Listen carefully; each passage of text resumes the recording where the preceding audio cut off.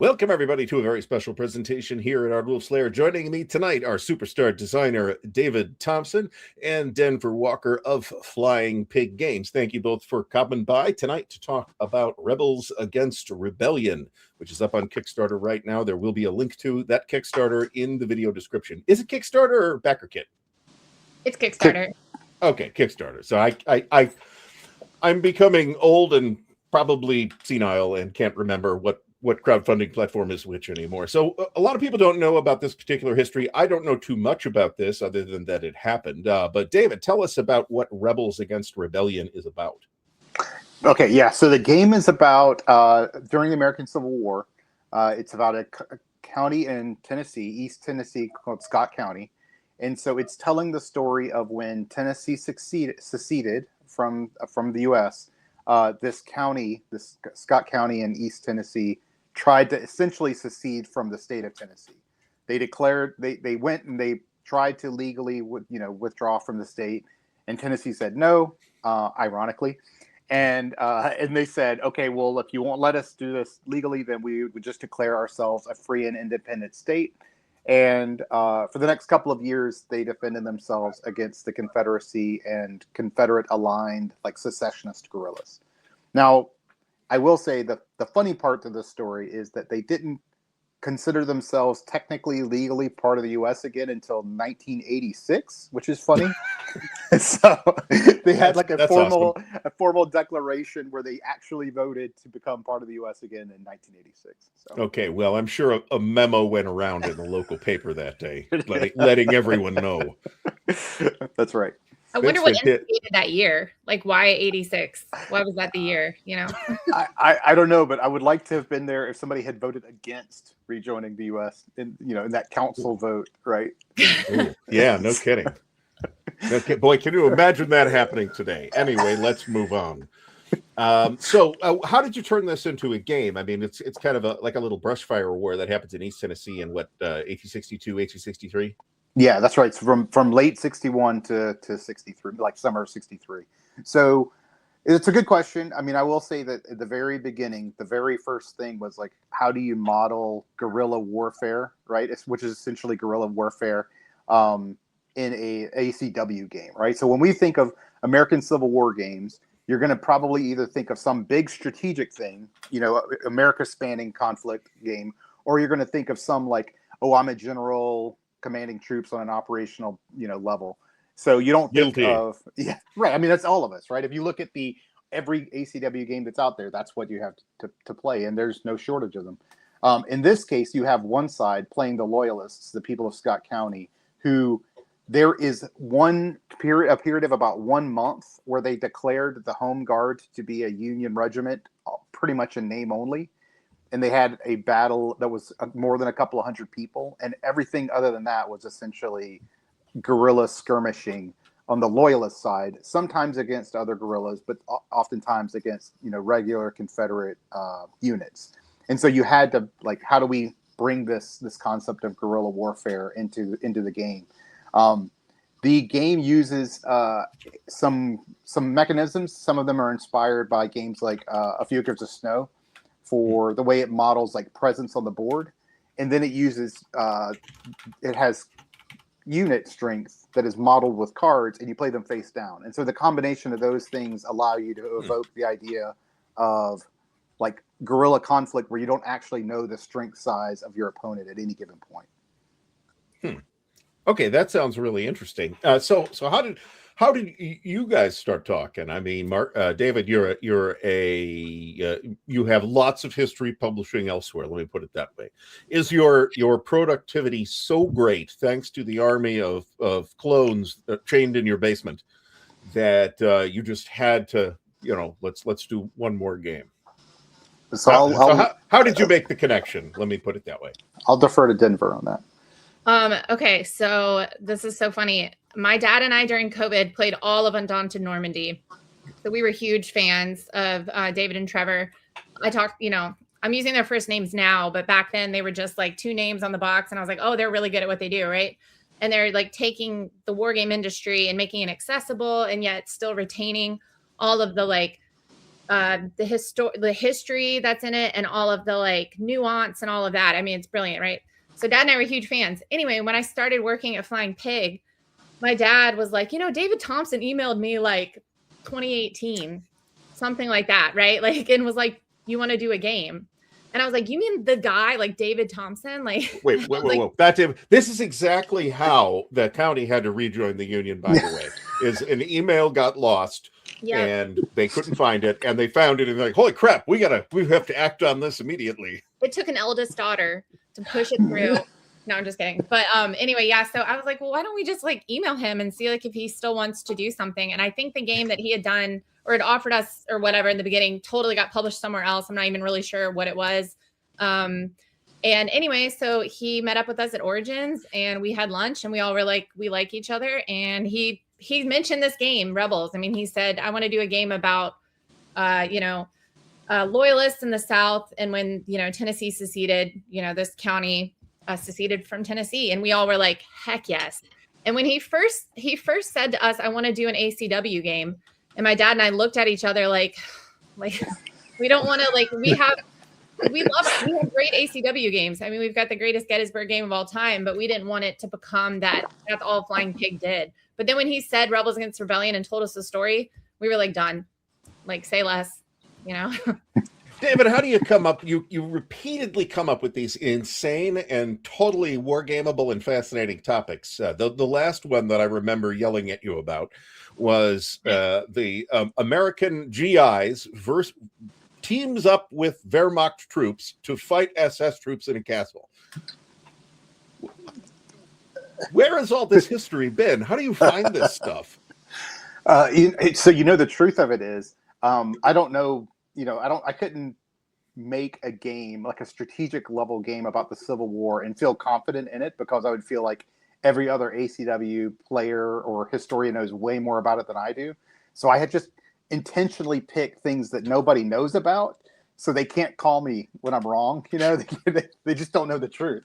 No, but seriously, like I get really like, so this is not my job, right? This is my hobby. And so it has to be something that I'm really, really, really passionate about, right? And I get really passionate about like the individual people's stories, like, and I don't get that way about, the grander scale type of stuff. So anytime I read anything that's like down at the individual person level, those are the stories that like stick with me and inspire me.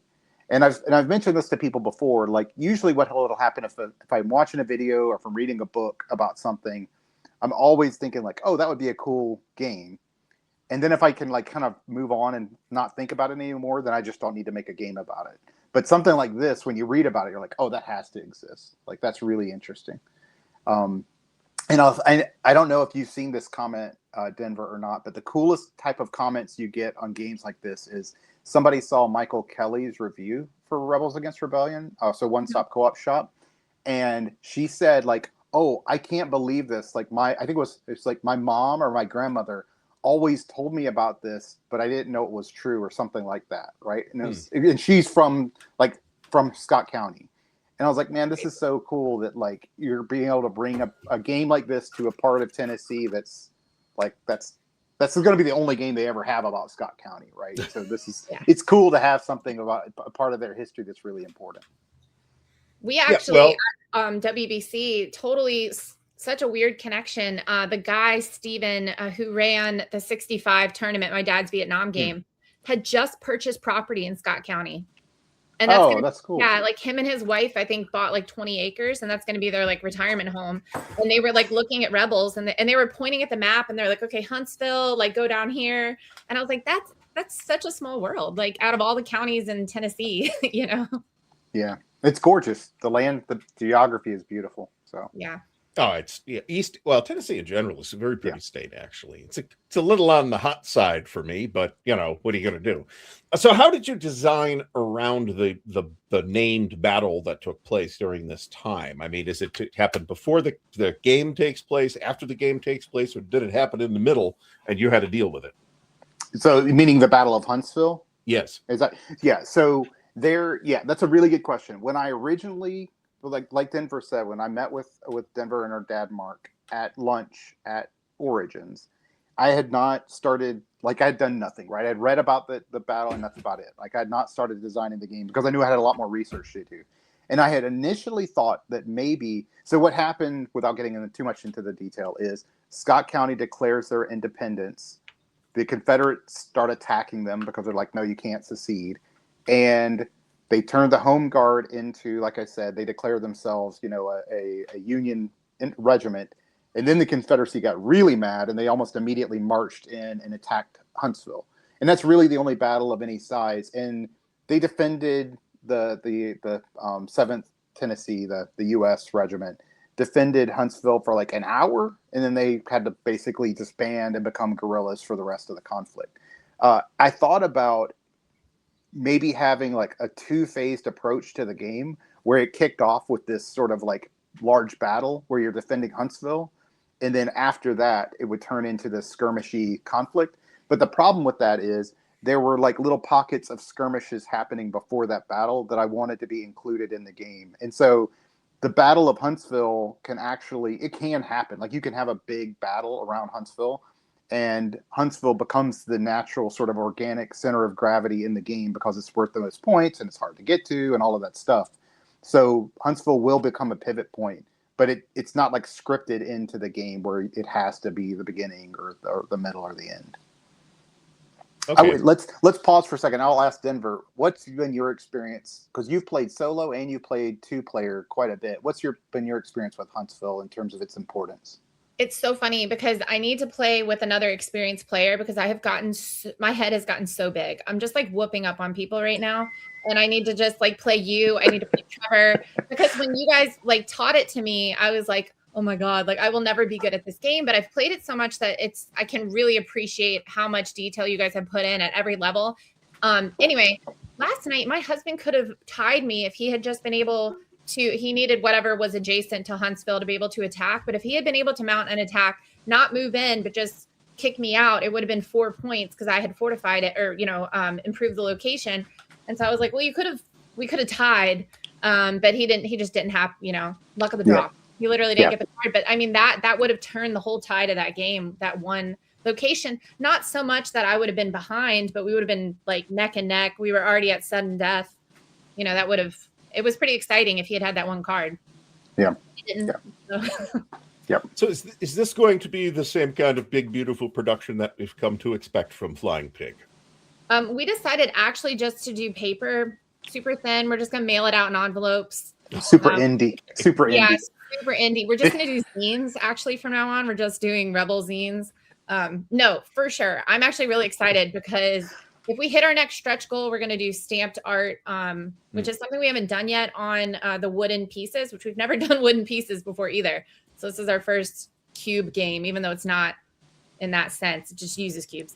So I'm excited to try that. But yeah, exactly what you would expect from Flying Pig. I mean, Kawanchai's art and then Gina's graphic design is just, them and Trevor and David are the most professional people I've ever worked with in my entire life. And I'm just really excited to take all of that excellence and then take it to our printer and make it super beautiful. So I'm sure it's going to be beautiful. I would just like to know who this mysterious Trevor Benjamin is, because he never comes onto these shows. I've talked to David a million times at this point. For Trevor Benjamin could be, some alias that is used by somebody, who knows. Yeah, his camera's always off when we had Zoom meetings. Mm-hmm. So and he's got like his voice is computer modulated like this. It's a British accent too, so David's just like doing a fake British accent the whole time. Well, David is a man of many, many talents, as we're all aware, and is, of course, the handsomest man in wargaming. So walk me through kind of game flow a little bit here. You mentioned that a phased approach was considered, but how does the game kind of play, and then how does that play evolve as the game sweeps to its conclusion?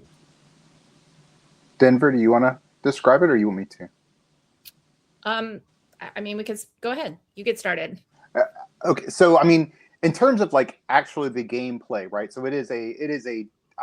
I will say it's a deck building game. Now, if people are used to deck builders, it's not a deck building game. It's more like deck management, and I make that distinction because when you think of a deck builder, you think of like Dominion, where you start out with really crappy cards, and the whole goal of the game is to get better cards. That's not what this is, right? This is a game where you start with an abstraction of what you're present in, right? Locations are most of the cards in your deck, and then you have unit cards, which represent the people, you know, that are fighting on your cause, and that's true of both sides. You know, both players have that. What it means is there's just a lot of like, the rules are very simple, but there's a lot of like abstraction that has a lot of meaning and representation built in. So what I mean by that is when you expand and you take over more area of Scott County, you're adding a card for that location to your deck, right? Which is great because that's how you score points, and the more points you have, the win, right? So the more part of Scott County you have, the more likely you are to win the game. The problem with it from a gameplay perspective is for every card you add into your deck, it makes your deck less efficient when you want to do the things you want to do. So like when Denver was talking about her husband wanting to attack Huntsville, well, you got to be able to mount an attack from somewhere, which means you need that card to be in your hand. Now you can hold cards back and build up these intentional turns where you're like planning for something, but you can only have 5 cards. And so if you're sitting there holding cards waiting to do a thing like defend or attack, that means you're losing the use of that card for every turn you're not playing it, right? So there's this big trade-off. And so like strategically, the more you expand, it's just like command and control, right? The bigger an area I have of influence, the harder it is for me to organize command and control over that. So the game does a really good job, I think, of modeling that. The arc of the game is such that you'll be expanding, like I just said, and you'll also be adding people to your cause, right? So you're adding people like the Home Guard if you're the Loyalists, or there were Union-aligned guerrillas, and they will join your cause, right? So you can get good old Tinker Dave, who's the best guy you can have, right? But he's not from Scott County, so he'll only fight for you for a while, and he goes away, and you have to get him back. The Confederates have a whole nother thing that they have to deal with, right? And that is you get these super powerful units that can come in and just smash stuff around if you're the Confederates, but you actually have to supply them, and there's some fairly significant limitations to how they can operate. They have to operate on roads, and they have to be operating from the place they came from, right? So the game actually does model supply in that way. And so that's another like massive limitation in two regards. One, the Loyalist player knows where that Confederate card came from, and so they can use that to their benefit, right? Because they can know, what do I have to defend against? How can I attack to get that card, out of the Confederate player's deck? And then the Confederate player is just super limited in how they can use that super powerful card because it is limited by supply. So the game tries to model all these things like elegantly through the card play rather than having a bunch of chrome rules about them. I'm struck by the idea of modeling territorial control with multiple locations that you would optimally like to control, and having to manage that versus the limited number of troops available, represented by the number of cards that aren't in your hand because you've got all these locations in your deck. So this sounds super duper clever to me. Oh, it's so clever because when you're defending in combat, you can only play two cards. So one of them has to have a shield on it, which would be the location that is being attacked. And then you can play one other card that has the little guns on it. I'm not trying to trivialize your game here, David, but anyway, so you can play a unit and you can play a location when you're defending. That's it. But the location you're playing has to be the location that's being attacked. You can't just play a shield from any other location. And so as you're accumulating locations, that happened to me last night when I was just, cleaning the floor with my husband. And I was like, well, now I can't defend anything because I've got this deck of all these locations. And I just never get to draw the card that I want when I want to defend. So that's kind of another aspect to this. And then I have also noticed that Homestead and Slavin Mill are just super weak locations, but it's so tempting to just take them. And then all of a sudden you get that effect like you do in all deck builders where you kind of get these two cards where you're like, you just wasted 2/3 of your hand if you draw both of them. Because you're getting 5 cards every round. And I think my new strategy is going to be not to worry about those two. I don't know. I noticed it watering down my hand. Yeah. Yeah. And so don't tell your husband, though. Tell him not to watch this episode. Well, he always wants to play the Confederates. And I'm like, okay, like. Oh, well, in that case. I think he's been go contrarian. to town. Yeah. And for people that are watching and what Denver's talking about is you have these locations, and they're critical locations in terms of like where they're sitting on the line of communication, right? Because you want to be able to take them. They're worth a couple of points, which is worth more than a lot of places are worth, and they're in interesting locations from like a adjacency perspective. But they once they get into your deck, you can't use them for almost anything. The only thing you can do is defend with them and leave from them, move from them. You can't use them for food, which is a critical resource in the game. So they are a definite trade-off. Like, well, I would like to progress towards victory and take those locations, but at what cost? Yeah. And I think something David hasn't really mentioned yet is the way that they folded in, David and Trevor, attrition to this game, and that being so crucial to all ACW games. But I mean, I think that it's just really just simple and elegant. You just need to feed your troops. I think, was it Don on the Secret Cabal? Did you listen yesterday? Mm-hmm. Okay. Anyway, he's talking about how I think he's playing with his wife maybe, and she was getting frustrated because these cards, it's like you feed, you're basically like having to continually feed a soldier. Like, oh, I got Champ Ferguson and now he's back. Now I got to feed him again. And I thought that was such a funny way to say it, but that's literally what that's representing. Yeah. You did a good job in the game with that. No, thank you. And I think just for people that are listening, like, well, why do you use food as a resource, as the resource in the game? And the reason for that is we don't like, so when you talk about Scott County, Tennessee, there's basically like no secondary sources on it, right? And the primary sources are almost impossible to get. So it's really difficult to do research. But one of the places you can find some information about what happened were from the claims for like compensation after the war was over from farmers who had their farms just absolutely destroyed, pillaged, plundered by both sides, right? And so food represents essentially the ability of Scott County itself to sustain this conflict that raged for 2 years, right? And so when you run out of food is this resource in the game, and it's when you accrue it and then you spend it, and when you spend it, it's gone from the game. It's a finite resource. And when that finite resource runs out, it triggers the end game. And that's what it's representing, is basically Scott County could not have continued down this path. It would have destroyed itself. But it also, I mean, David, not to just like keep singing your praises, but I think it's really cool because it's the game, like you're talking about with Huntsville, is an abstraction of this conflict that lasted over 2 years. And I feel like the food is a great tether to kind of, it kind of makes it linear in that way.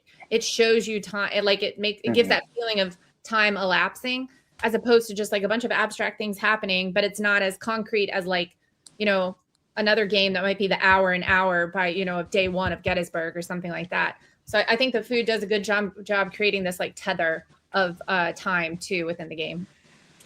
I have seen, I've played a few war games at this point, and attrition is a known factor that every historian knows about, and is a huge thing that we usually ignore. Even when it really kind of ought to be important, or it's like treated as an undesirable effect that you can decide not to take on if you don't want to. In War and Peace, for example, classic game, fabulous game. Troops keep moving, and you only suffer from attrition if you have over this number of strength points in the moving force. So you keep a lot of forces that are just under that, strength point. Of course, it's kind of cool to see that sort of built into the fabric of the game. As opposed to being a thing that you kind of wave your hand at some point, even though there's not necessarily a huge army involved. Do both players have to keep track of the food resource? Yeah. Okay. Both players are, and again, it represents the fact that both of them were taking from the land during the fight, right? So yeah, both players they're actually pulling from a common food resource and spending it. Okay. That sounds pretty cool. Any other signature mechanics that we want to bring up? Is there a bag of chits or anything with dice or anything like that? Are there dice? Because I need dice so somebody's playing. Well, my poor performance. So I guess the last thing I'll mention on the topic of the food and attrition is one of the ways that it's modeling, in Denver sort of teased this, like if people are not native to Scott County, right? So that means that they're guerrillas from outside of Scott County or the Confederate regular military. When they come in and they basically are part of a successful attack, that's when they leave, right? And so that's modeling two things. If they are a guerrilla, they will leave and they will go back to their origin point for you to basically kind of go back and say, hey, I know you're from neighboring Fentress County or whatever, but you're a guerrilla and you're fighting for our cause. Will you come back and fight with us again? In which case you can continue to get these guerrillas to come back. If they are a Confederate regular unit, first they'll be positioned on the board where they actually came from. So these are the actual historical units that did come into Scott County and participate. But once they are part of a successful attack, they will leave and they will never come back. Right? They are eliminated from the game. And what that's representing is the Confederacy. If you know this part of the geography and the things Longstreet needs those guys. Yeah, that's exactly it. They do not have they can't afford to station a regular Confederate unit in Scott County. They have way too much stuff going on. And so let's look what happened historically, and that's what happens in the game. Like if they're part of an attack, they leave. So I think that part is really cool, right? Because the Confederate player has this super powerful thing they get to use, but they only get to use it once if they're successful with it. And as for combat, like there are no dice. So what happens is, in Denver explained on the defensive side, you get a combination of just 2 cards. 1 unit card representing whatever sort of guerrilla or regular unit you have, and then the location itself. You can always, as the defender, play those 2 cards if you have them available. The attacker can play a number of cards based on the type of line of communication they're attacking upon, right? So if they're coming down a road, they can attack with 3 cards. If they're coming along a creek, they can attack with 2. And if they're coming along a trail, they can attack with 1. So that limits, obviously, the number of people you can muster and send along it to organize this attack. Each card is played 1 card at a time. You alternate turns playing cards, and they're played face down. And that continues to try to evoke this sense of like guerrilla conflict. Like you don't really know the size of your opponent until you're in the battle. This sounds awesome. To be totally honest, it is. As a dedicated hex and counter fella, this for a couple of reasons. 1, the mechanics sound very clever and very evocative. 2, it's interesting history that I'm not aware of any other games that I've covered, and the games are my favorite avenue to learn this kind of history in the first place. And of course, it would be David to come up with this obscure historical event that is totally fascinating and everybody should know about but doesn't. Mm-hmm. So, plus it's going to be extremely fancy because Flying Pig is doing it. So yeah, and we haven't mentioned this part either, but David wrote an entire like historical document. Is like not really, but it's not really a book either. I mean, it's pretty hefty. It's a document, I guess. And it whole bibliography on the back laid out. Gina laid it out.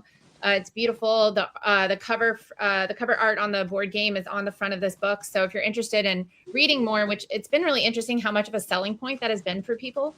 When I was at WBC, I would show them the book and they'd be like, "Oh my gosh, that every game should have this." I'm like, "Well, not every game is done by David Thompson, who goes to Scott County and researches this, but I get that."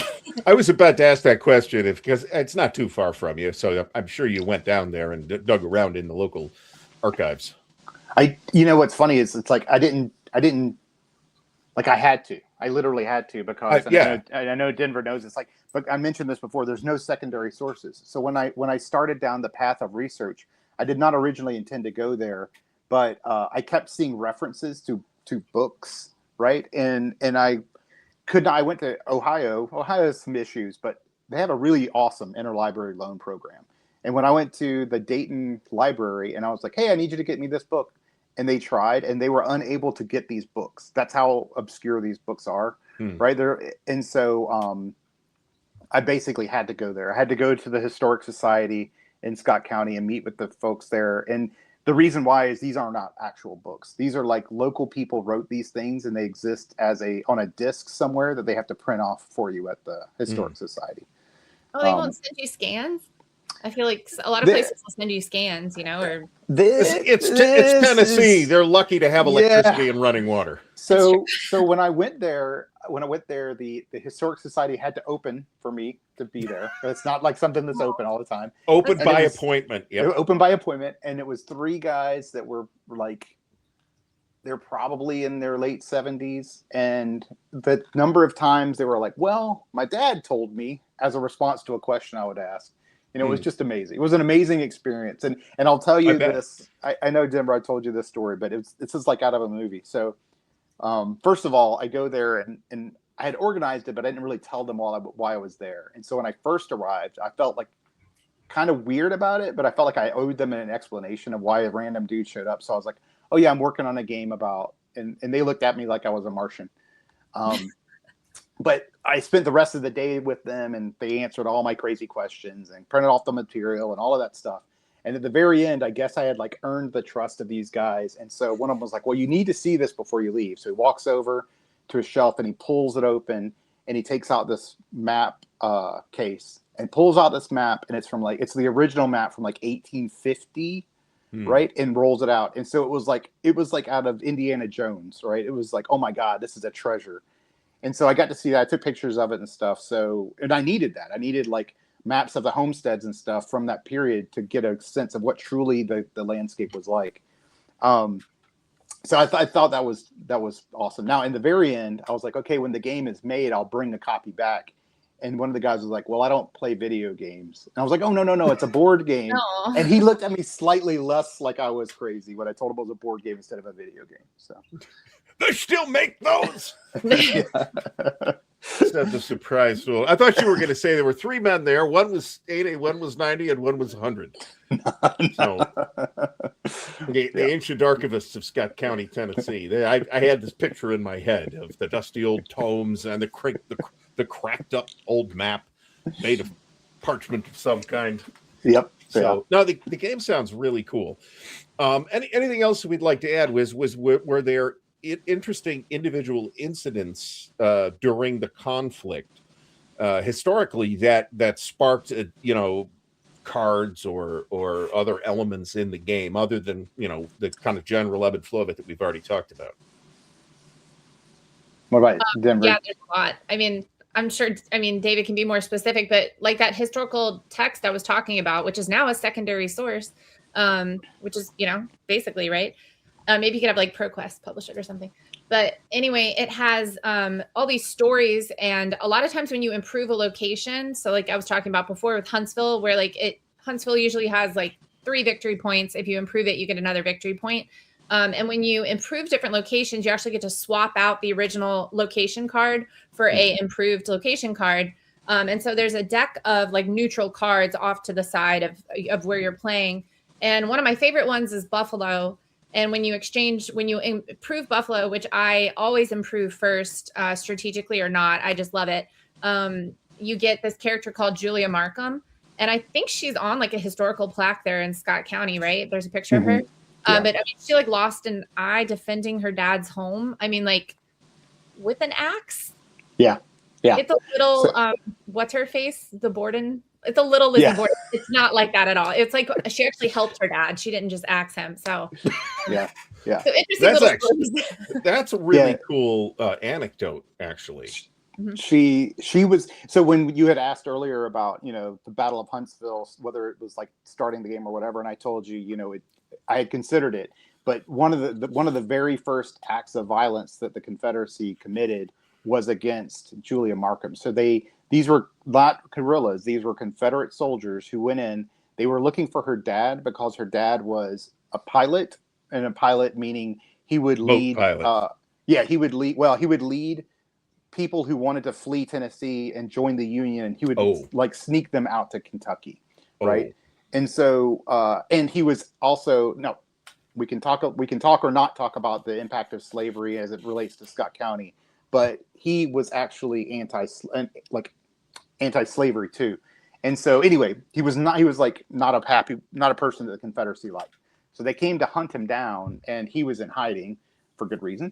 And they were roughing up his daughters, one of which was Julia Markham. And she got bayoneted in the eye, and they shot off some of her fingers, but she then proceeded to kill the dude with an axe. And she was one of, I think, 2 women that got a war pension after the Civil War. Huh. That's a hell of a story, actually. I would like to have known that woman. You might as well kill someone with an axe after you've got your eye bayoneted in the eye, mutilated by some randos. Yeah.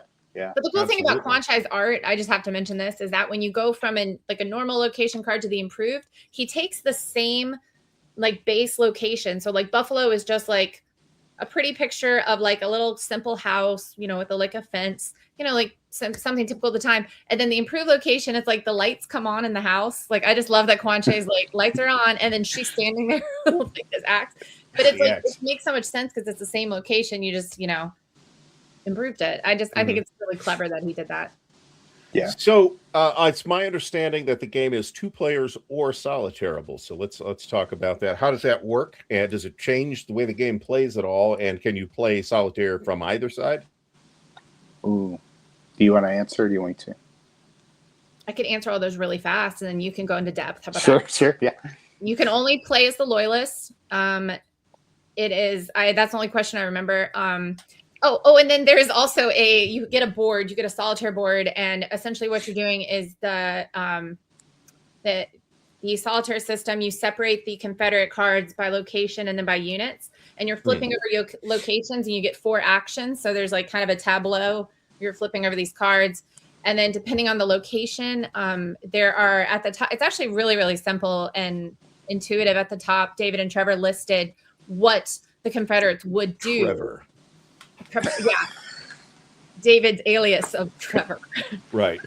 I just start calling them like David Benjamin and Trevor Thompson, and just see if like anybody notices. Like I'm just start. I should do that actually. You should totally do that. I should do that. Yeah. I will. I'll take care of your misinformation campaign. So he doesn't deserve this at all, but we're just going to start this. No, not at all. But he's not here to defend himself, so we're going to do this. And the international man of mystery, Trevor Benjamin. I mean, who may or may not exist. Sleeping so soundly right now in the UK. Hearing his name. Mm-hmm. He's like the John Steed of wargaming. I don't get that reference. That's because I'm an old person. The old Avengers with Patrick McNee and a lady whose name I should remember. You're both probably too young for these old people's humor. I'm not really a Marvel person, other than like. No, I don't. I would rather read DC, and I'm not even a DC person. I just read like just Batman. That's it. No, fair. But this is different Avengers. This is the old. They made a movie about this with. I'm terrible with names on the spot. Anyway, it was a terrible film. Don't watch it. It's called The Avengers, but it's not the one you're thinking of. Okay. So it's Sean Connery as the villain, hilariously enough, and I forget who played the male lead. Anyway, now I lost track of where I was. I'll have you're to just fix flipping this over cards, and you flip over 4 location cards. It tells you basically what to do at the top, and it's pretty difficult, but in like. I find like kind of a frustratingly like I want to come back and do it again kind of way. Well, that's good, actually. I agree. That's how I would want to play solitaire for sure. How tough is it solitaire? A lot of solitaire games are very difficult. I personally think that they ought to be difficult to win, or you'll only play them once. I didn't think it was like.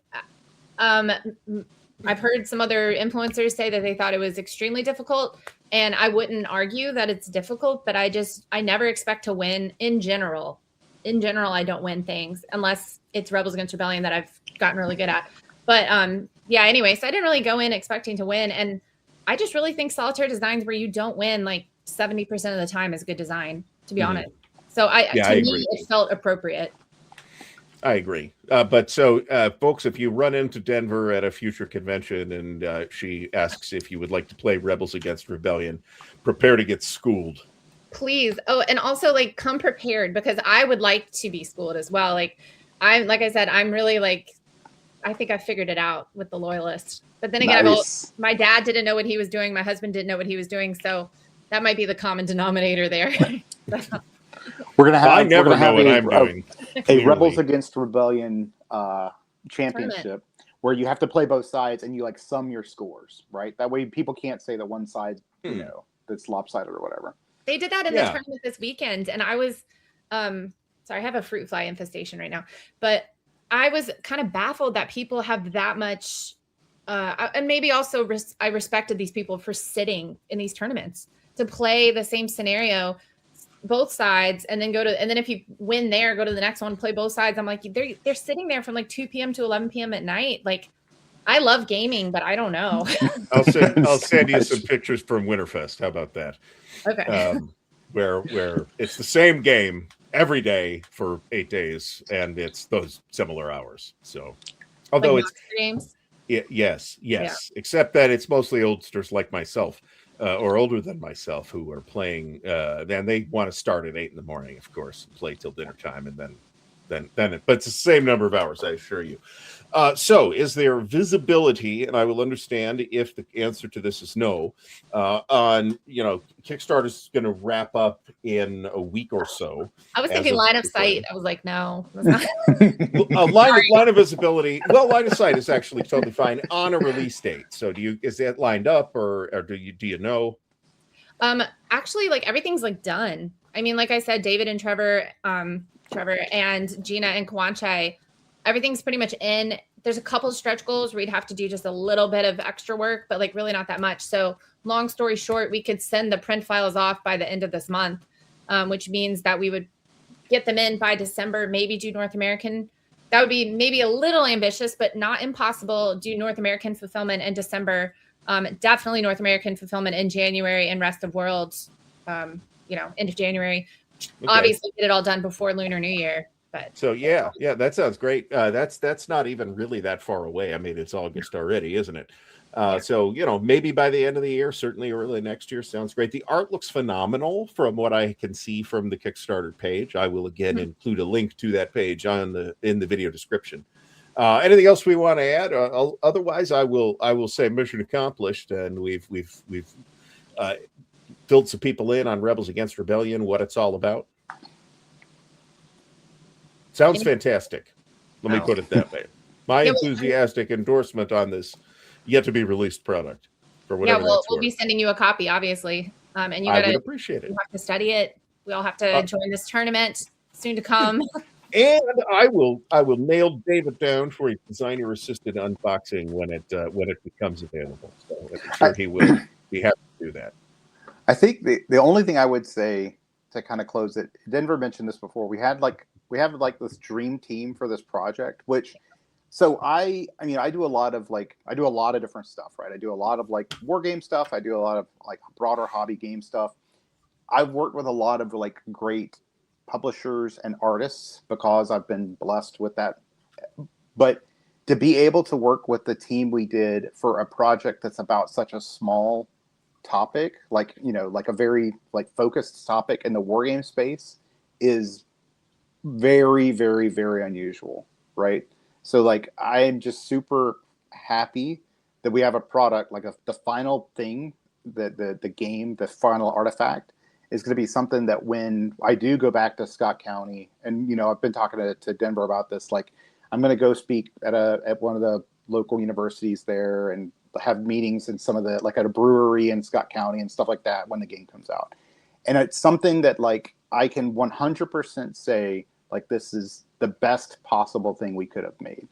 It wasn't like we didn't sacrifice on the quality of production. The art is like I think the cover. So I've made like about 40 games now. I think I have about 40 published games. This is the single best cover of any. And he's only 27. It's incredible.